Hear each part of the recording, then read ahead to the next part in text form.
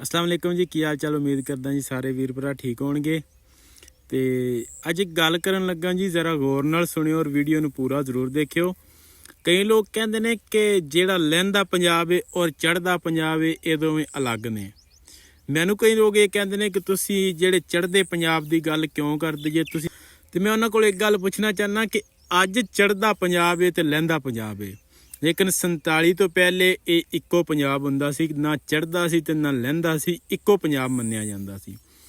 ਜਦੋਂ ਸਾਡਾ ਪੰਜਾਬ ਇੱਕੋ ਸੀ, ਸਾਡਾ ਰਹਿਣ ਸਹਿਣ, ਸਾਡਾ ਖਾਣ ਪੀਣ, ਸਾਡਾ ਬੋਲ ਬੁਲਾਰਾ, ਸਾਡੇ ਰਸਮੋ ਰਿਵਾਜ ਇੱਕ ਸਨ, ਤੇ ਫਿਰ ਅੱਜ ਚੜ੍ਹਦਾ ਤੇ ਲਹਿੰਦਾ ਕਿਉਂ ਹੈ?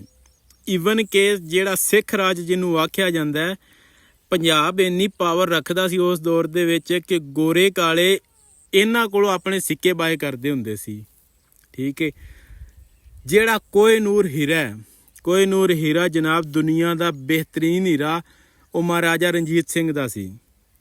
ਸਿੱਖ ਰਾਜ ਦੇ ਦੌਰ ਦੇ ਵਿੱਚ ਇਹ ਕੋਹਿਨੂਰ ਹੀਰਾ ਸਾਡੇ ਕੋਲੋਂ ਚੋਰੀ ਕਰਕੇ ਲੈ ਕੇ ਗਏ ਹੋਏ ਨੇ। ਸਿੱਖ ਰਾਜ ਇਕੱਲਾ ਸਿੱਖਾਂ ਦਾ ਨਹੀਂ, ਸਾਡਾ ਮੁਸਲਮਾਨਾਂ ਦਾ ਵੀ ਸੀ, ਕਿਉਂਕਿ ਉਦੋਂ ਪੰਜਾਬ ਇੱਕੋ ਸੀ। ਇਹ ਪੰਜਾਬ ਨਹੀਂ ਵੰਡੇ ਗਏ ਤੇ ਨਾ ਹੀ ਇਹ ਵੰਡੇ ਜਾਣੇ ਨੇ, ਇੱਕੋ ਪੰਜਾਬ ਏ। ਅੱਜ ਚੜ੍ਹਦਾ ਤੇ ਲਹਿੰਦਾ ਕਿਸੇ ਚੀਜ਼ ਦੇ ਨਾਮ ਬਦਲਣ ਨਾਲ ਉਸ ਦੀ ਸਲਾਹੀਅਤ, ਉਸ ਦਾ ਅਸਰ ਤਾਂ ਨਹੀਂ ਬਦਲ ਜਾਂਦਾ। ਤੇ ਪੰਜਾਬ ਦੀ ਇਸੇ ਵਾਸਤੇ ਗੱਲ ਕਰਦੇ ਹਾਂ ਕਿ ਪੰਜਾਬ ਦਾ ਆਪਾਂ ਖਾਂਦੇ ਹਾਂ, ਆਪਾਂ ਪੰਜਾਬ ਦਾ ਪਾਇਆ, ਪੰਜਾਬ ਦੀ ਮਿੱਟੀ ਨੇ ਆਪਾਂ ਨੂੰ ਪਾਲ ਕੇ ਵੱਡੇ ਕੀਤਾ।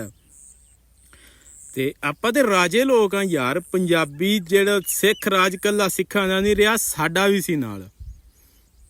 ਕਦੇ ਇਤਿਹਾਸ ਸਾਨੂੰ ਪੜ੍ਹਨ ਦਾ ਮੌਕਾ ਮਿਲੇ, ਖੈਰ ਸਾਡੇ ਕੋਲ ਮੁਸਲਮਾਨਾਂ ਕੋਲ ਤੇ ਹੈ ਨਹੀਂ ਹਿਸਟਰੀ, ਕਦੀ ਸਾਨੂੰ ਪੜ੍ਹਨ ਦਾ ਮੌਕਾ ਮਿਲੇ, ਜਿੰਨਾ ਸਿੱਖਾਂ ਦਾ ਹੈ ਓਨਾ ਸਾਡਾ ਵੀ ਹੈ।